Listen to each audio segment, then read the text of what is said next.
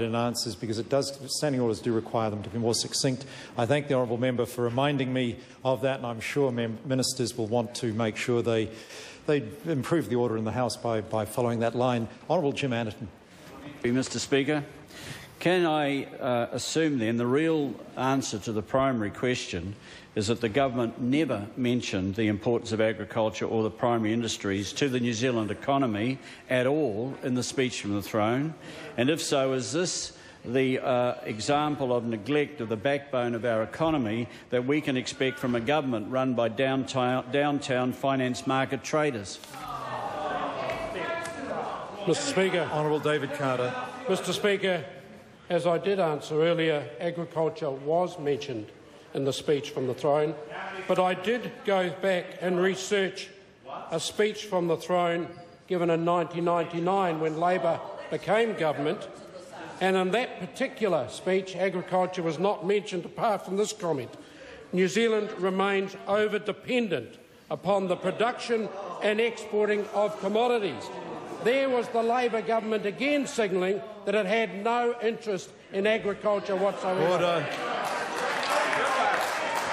Colin King.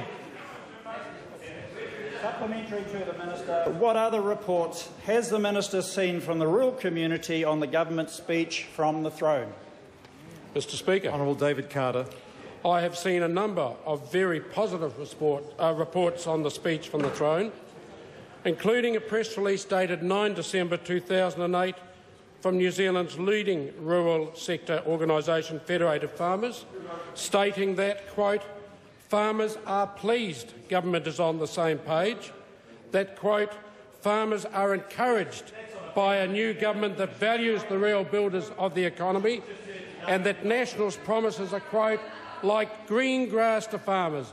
Very high praise indeed. Honourable Jim Anderton. Mr. Speaker, why would anyone believe that our primary industries are even vaguely on this government's agenda or the minister's agenda when the government's own outline of its program for the next 3 years never mentioned once our primary industries, never mentioned once the word farming, never mentioned once the word forestry, never mentioned once the word scientific research, and never even mentioned once the word export? How seriously can we take this government? Mr. Speaker. Honourable David Carter. Mr. Speaker, what the speech from the throne outlined was the areas of concern to farmers, and this government is intent on doing something about it, not ignoring the issues or making compliance worse, as that minister did while he was the Minister of Agriculture previously. Colin King. Supplementary to the Minister. Has the Minister seen any reports on rural representation at a government level? Mr. Speaker. Honourable David Carter. What I have seen is that this government is well represented by rural interests. We have a number of members who are actively farming, and compare that with the Labor opposition, which to date has not even bothered to name its own agricultural opposition spokesperson. That's how much interest Labor is showing in New Zealand agriculture. Honourable Jim Anderton. Mr. Speaker, was reference to the future of our agriculture industries omitted from the speech from the throne because the Prime Minister ignored the advice or submissions of the now Minister of Agriculture, Mr. Carter, or was it because the Minister never made any submissions to the speech whatever? No. Order. The honourable member might have sought the call before giving his answer, but What do you say it again if you like?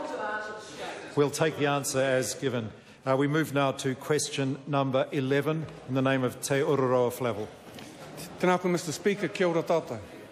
Point of order, the Honourable Jim Anderton.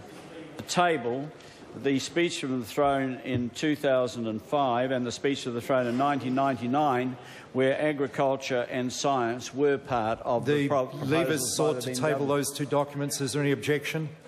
There is no objection. Point of order, the Honourable David Carter. I seek leave to table speech from the throne dated 21 December 1999, where Labor claims that New Zealand is over-dependent. Is there any objection to that document being tabled? Is there any objection? Order.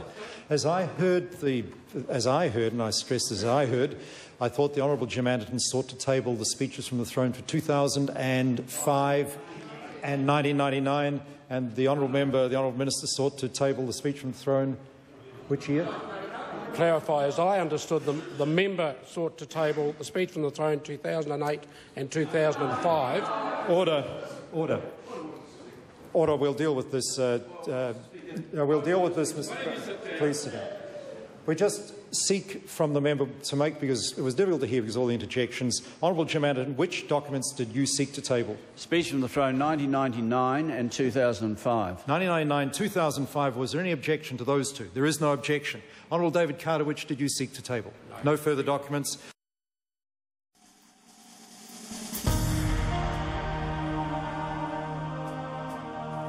Live coverage from the House of Representatives will resume at 7:30 p.m. An uncorrected transcript of today's oral questions is available at www.parliament.nz.